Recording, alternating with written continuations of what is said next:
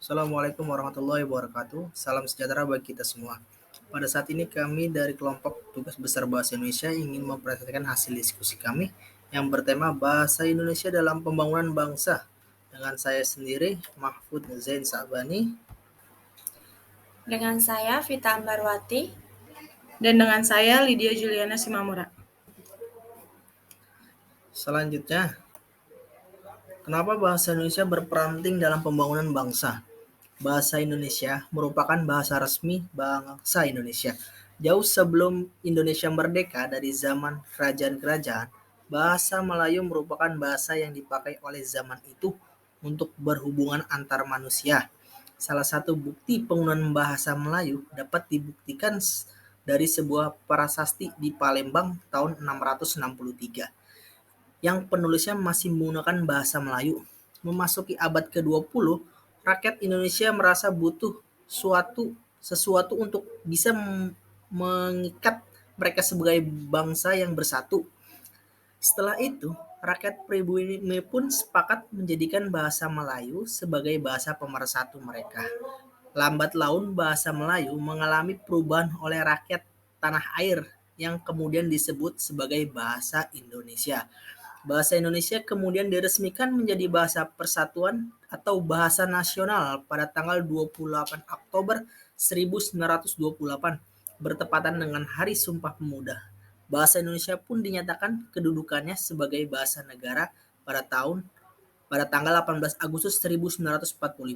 Karena pada saat itu Undang-Undang Dasar 1945 disahkan sebagai Undang-Undang Dasar Negara Republik Indonesia. Kedudukan dan fungsi bahasa Indonesia. Satu, ada bahasa nasional dan bahasa negara. Yang pertama, bahasa nasional. Kedudukan bahasa Indonesia sebagai bahasa nasional dimiliki oleh bangsa Indonesia sejak dicetuskannya Sumpah Pemuda.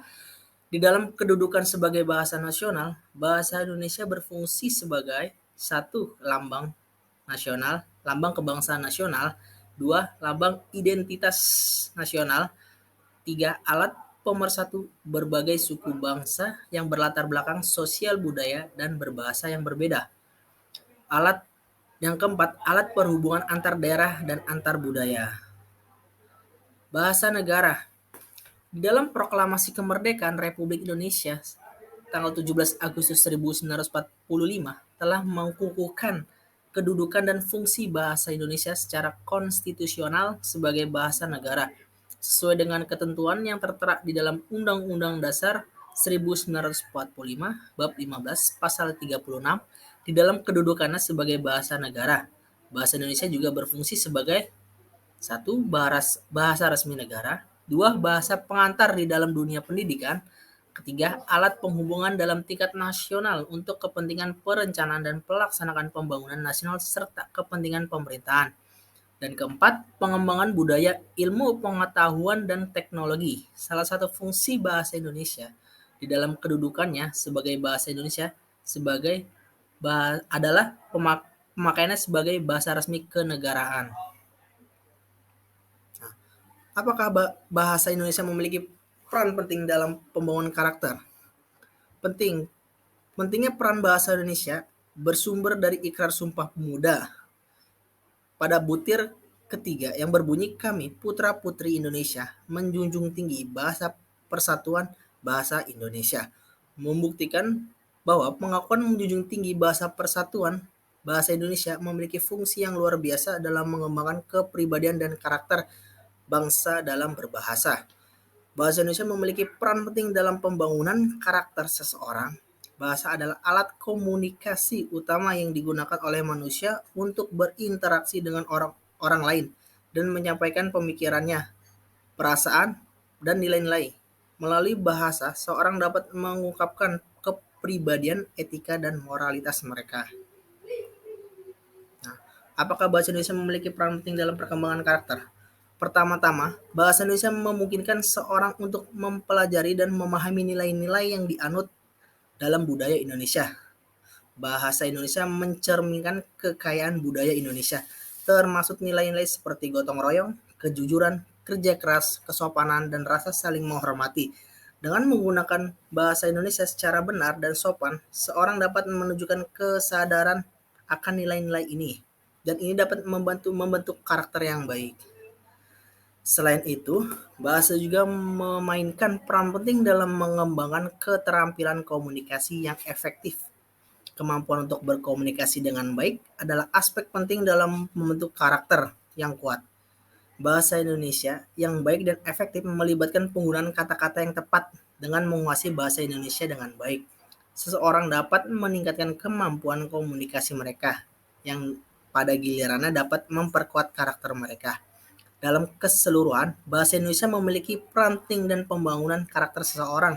Bahasa tidak hanya menggunakan alat komunikasi, tapi juga mencerminkan nilai-nilai budaya, membantu mengembangkan keterampilan komunikasi, dan mempengaruhi cara seseorang berpikir dan merasakan.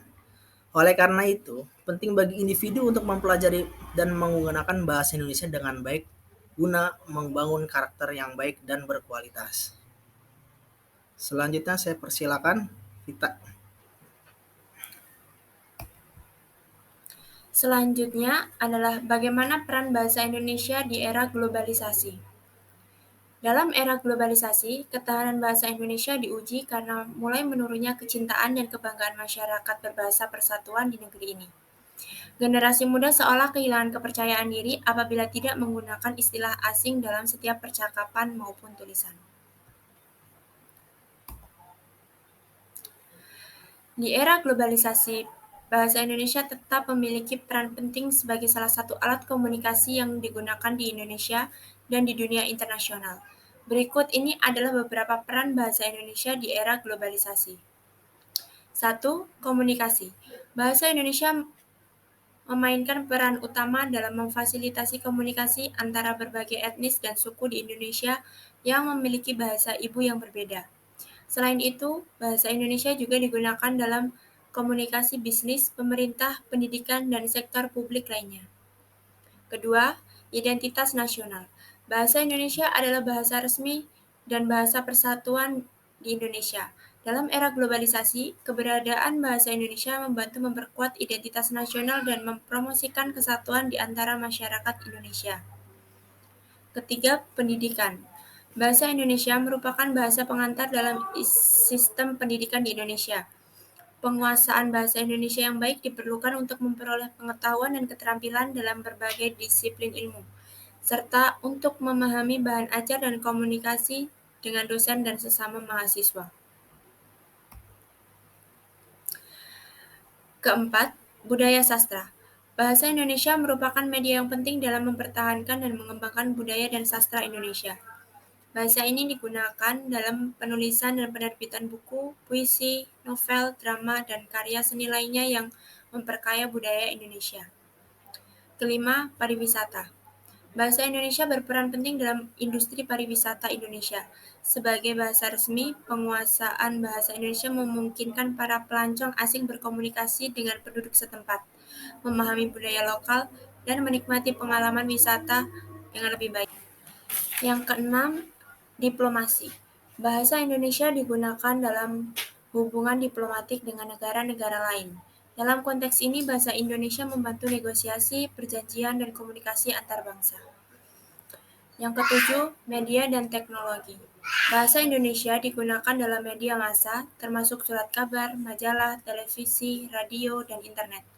Dalam era digital, bahasa Indonesia juga digunakan dalam pengembangan aplikasi, platform online, dan konten digital lainnya. Tantangan dalam mempertahankan bahasa Indonesia. Bahasa Indonesia di era milenial. Di era milenial, terdapat beberapa tantangan dalam mempertahankan bahasa Indonesia. Berikut ini beberapa tantangan tersebut. 1. Pengaruh budaya asing. Dalam era globalisasi dan kemajuan teknologi, akses terhadap budaya asing semakin mudah. Kedua, penggunaan bahasa gaul dan singkatan. Generasi milenial cenderung menggunakan bahasa gaul dan singkatan dalam komunikasi sehari-hari, terutama melalui pesan singkat dan media sosial. Ketiga, perubahan dalam kebiasaan berkomunikasi. Perkembangan teknologi telah mengubah cara kita berkomunikasi. Keempat, pengaruh bahasa asing dalam konten media sosial. Media sosial memainkan peran penting dalam kehidupan generasi milenial. Kelima, minimnya kesadaran akan pentingnya bahasa Indonesia. Di tengah banyaknya bahasa global yang populer, seperti bahasa Inggris, generasi milenial mungkin kurang memiliki kesadaran akan pentingnya mempertahankan dan menggunakan bahasa Indonesia dengan baik. Langkah untuk mengatasi tantangan mempertahankan bahasa Indonesia di era milenial. 1. Pendidikan yang kuat. Pendidikan yang kuat tentang bahasa Indonesia yang baik dan benar harus dimulai sejak dini dan terus diperkuat di semua tingkatan pendidikan. Pendidikan bahasa Indonesia yang menyenangkan dan interaktif dapat membantu generasi milenial memahami kepentingan dan kekayaan bahasa Indonesia. Kedua, kesadaran akan identitas budaya bangsa. Kesadaran akan identitas budaya bangsa itu adalah meningkatkan kesadaran generasi milenial akan pentingnya bahasa Indonesia sebagai identitas budaya dan nasional. Melalui pemahaman akan sejarah dan kebudayaan Indonesia, mereka akan lebih menghargai dan menjaga bahasa Indonesia. Ketiga, penggunaan media sosial yang bertanggung jawab. Generasi milenial dapat memanfaatkan media sosial untuk mempromosikan penggunaan bahasa Indonesia yang baik dan benar. Mereka dapat berbagi konten yang mengedukasi tentang bahasa. Selanjutnya, saya persilahkan kepada Lydia.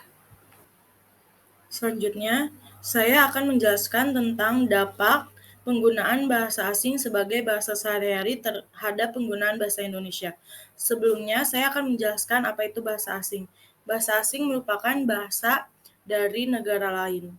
Nah, dampak positif dari bahasa asing ialah dapat meningkatkan pemerolehan bahasa atau menjadi wawasan bagi anak bangsa untuk bahasa-bahasa asing yang dipakai untuk kerja dan sebagainya. Yang kedua, dapat menguntungkan beberapa kegiatan yang memerlukan penguasaan bahasa asing, baik dalam kemampuan otak, terutama pada anak-anak. Yang ketiga, semakin cepat pergerakan perekonomian Indonesia karena hampir seluruh aspek sudah menggunakan bahasa asing. Penggunaan bahasa asing juga memiliki dampak negatif seperti berkurangnya nilai keaslian bahasa Indonesia karena sudah tercampur aduk oleh budaya asing. Yang kedua, akan melupakan bahasa persatuan Indonesia. Yang ketiga, melunturkan sikap bangga pada bahasa sendiri. Yang keempat, meremehkan bahasa Indonesia. Dan yang kelima, dapat mengurangi rasa cinta pada tanah air. Kesimpulan dari presentasi kami pada saat ini ialah kedudukan dan fungsi bahasa Indonesia di wilayah NKRI adalah sebagai bahasa nasional dan bahasa negara. Dalam pembangunan bangsa, yakni bahasa Indonesia sebagai bahasa perisai pemersatu yang belum pernah dijadikan sumber permasalahan oleh masyarakat pemakai yang berasal dari berbagai ragam suku dan bangsa. Hal ini terjadi karena bahasa Indonesia mampu menempatkan dirinya sebagai sarana komunikasi yang efektif, berdampingan dan bersama-sama dengan bahasa daerah yang ada di Nusantara. Dalam mengembangkan dan melancarkan berbagai aspek kehidupan, kebudayaan, termasuk pengembangan bahasa-bahasa daerah. Bahasa Indonesia berperan penting dalam pembangunan bangsa, karena bahasa Indonesia merupakan bahasa resmi kenegaraan yang berperan penting dalam memajukan pembangunan masyarakat dalam berbagai aspek kehidupan yang akhirnya mendorong kemajuan dalam berbagai aspek kehidupan dalam pembangunan bangsa. Sekian dari presentasi dari kelompok kami. Untuk kurang lebihnya kami mohon maaf. Terima kasih.